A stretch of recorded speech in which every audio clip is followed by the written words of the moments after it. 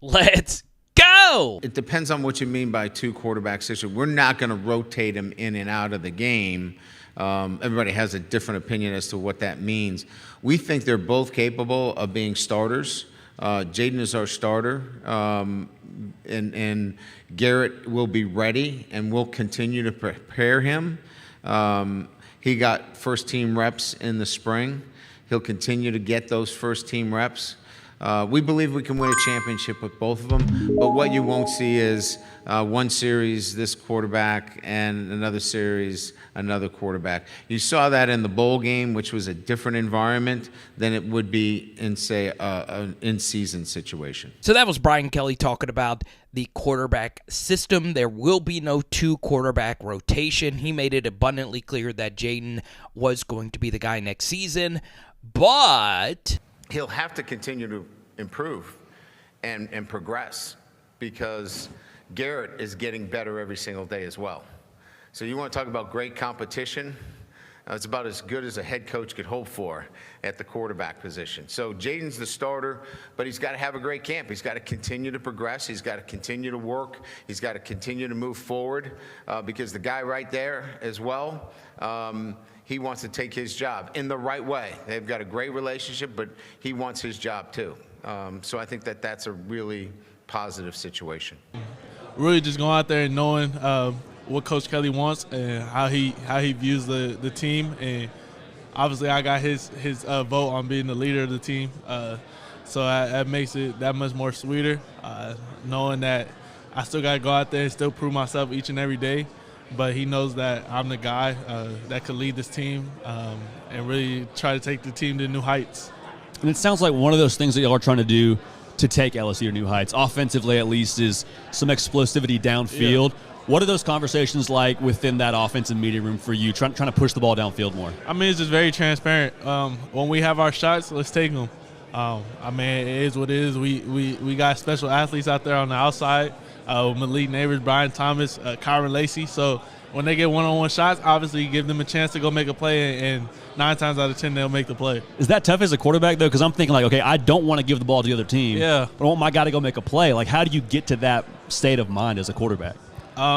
Just be aggressive. Obviously, you want to score. As a quarterback, you got to be in that aggressive mindset. That's one thing Coach Kelly talked about, is just being aggressive. Don't be smart, but if you throw the ball down the field and the DB makes a great play, I mean, it is what it is. Which you can't live with that.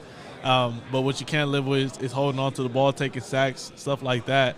And obviously, I know the talent that we have at receiver, and I know that they'll go make a play no matter what.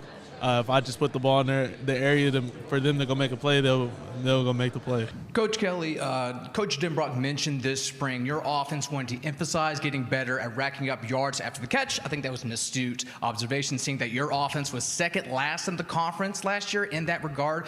Was that more honing your offense, like you said, learning what Jayden Daniels does better to maximize his skill sets, or do you still want to yearn for some more downfield verticality through your passing game?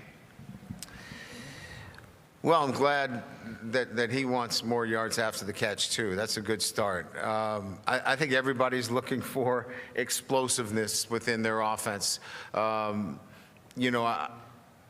think more than anything else, it starts with the ability to get the ball to your playmakers and give them the opportunity to make plays in space. It's that simple. And I don't know that we clearly could have done a better job at that last year, but we feel like this spring was an opportunity for us to really focus on those things, and we liked what we saw. So without giving up, state secrets here, we think that we really focused on giving our kids a chance to catch it and go, because we think we have a number of receivers that can influence the game that way. Mike Denbrock said a big focus was not just hitting explosive plays down the field, but hitting receivers in stride in the intermediary and having them make plays after the catch. And if you want to see a film study on a very simple play that I think LSU should run more of, it is floating in the top right corner of your screen right now. And that is obviously different than throwing the football vertically down the field. That was actually Clark at SEC StatCat who just asked Brian Kelly that question. Now, there was some stuff with NIL and other questions thrown Brian Kelly's way, and there was some interesting response to it. I do agree there needs to be some uniformity with that, and obviously NIL and the future of the conference were big things thrown Greg Sankey's way during his press conference. But obviously here for this video, I am just going to focus on LSU football, which is why I wanted to get to the biggest non-quarterback thing that happened today, and here is Josh Pate. As basic or as broad as you can be, what are a couple of those pivot points on the LSU team?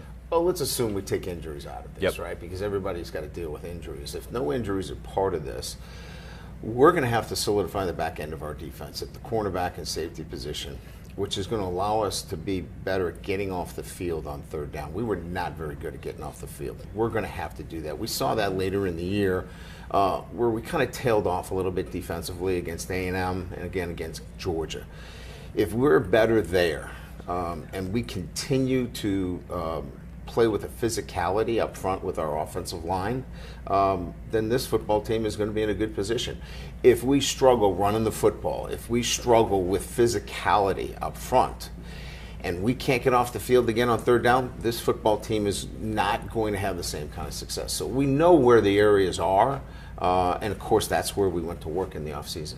You guys have embraced the portal. There are differing philosophies out there. It's pretty obvious what yours is, and you're talking about the back end of the defense. And we're in an era where you just have the luxury afforded to you to do things in terms of talent acquisition you could not have done 10 years ago, 15 years ago. I think there's always this misnomer from an outsider's perspective when we're approaching a season. Oh, those coaches know what they have in there. I can't wait to find out what they know. But even you're around these guys every day. How can you really know when you take that many guys out of a portal in that same position room? How can you ever really know what's coming? You don't, and that's why there's still a red flag that flies over our program in a sense of, if you really evaluate where we are, you would say that's too many guys to take out of the portal. And it was on defense. It wasn't on offense because we're ahead of where we are. But we're still a year away from a recruiting standpoint where it's player development with freshmen and developing your players from within and not having to take 12 guys out of the portal on defense. So if you're really looking at it carefully, it's a red flag because you don't know until you get out there whether Zay Alexander, who we took from Southeast Louisiana, is going to be the field corner that we expect him to be. Those are a number of the questions that we have going into the season. Boom, I'm looking at you. So, my biggest takeaway, more so than the explosive passing game, we already knew that, is the secondary and Brian Kelly's concern for that position. Now, of course, we have not talked so much about Josh Williams and Mekhi Wingo. That's why we have live streams. You got a full live stream schedule. I'm going to break down everything Wingo and Williams had to say. One specific name that Wingo brought up that I thought was pretty interesting as someone that could help out up front. So we're going to talk about that, obviously, for the rest of the week. But I do want to talk about the secondary. Now, I want to be very upfront here that I truly do believe this team can win the national championship this year. But it's not just me. It's Jordan Rogers of the SEC Network. It's Aaron Murray of the Volume. There are all these people that are really pushing LSU forward as a real national championship contender. But I think a lot of you remember the quote from Brian Kelly recently with Blake Toppenmeyer saying he felt he was a year of recruiting away from winning a national championship. I think he fears the secondary because of how Josh Pate phrased that question and because of one specific thing Brian Kelly said, the 1 year away portion of the second part of that quote. I think the back end is where there are just so many question marks. Now, look, the secondary isn't the only position where there are guys portaling on in. Obviously, the defensive line is going to feature, or just the front line if you include the jack, that's going to feature a lot of portal guys. But the truth is the secondary, after the spring game, and I think it is a little bit deeper than the spring game, I think Brian Kelly is a little worried about it, and that's why he brought up the transfer portal thing, because you don't know. You don't know if Zay Alexander jumping from Southeastern to LSU is going to turn out to be great. obviously, Andre Sam is coming in from Marshall as, this will be his year 7 in college football. He's got Louisiana ties, obviously. Can he be a guy that is a big-time impact player? It gets crazy when you think about, though, the future, because there aren't going to be a lot of these 5th and 6th year guys who have an extra year because of the 2020 Rona. There's going to be, not as many great defensive backs that you could just pluck out of the portal moving forward, or at least I feel Brian Kelly feels that way, which is why he is saying high school recruiting and not just relying on the portal every year to fix the secondary, because this will be the second year where LSU is heavily relying on the portal. And to go even one step further, I heard Brian Kelly mention Major Burns and Greg Brooks being, a steadying force on the back end. Those guys were also former portal guys. So I feel as if Brian Kelly's biggest concern is the secondary. Comment down below, what is your biggest position group worry? I am very interested in what you guys have to say. Obviously, quick video here. Check out the live streams, Monday nights with AYS at 7:30, and we'll talk to you soon, baby. It is Power Hour LSU. Bam! Floating in your face, a BTJ breakdown and another video. And tonight, we got some chicken enchiladas. Let's go.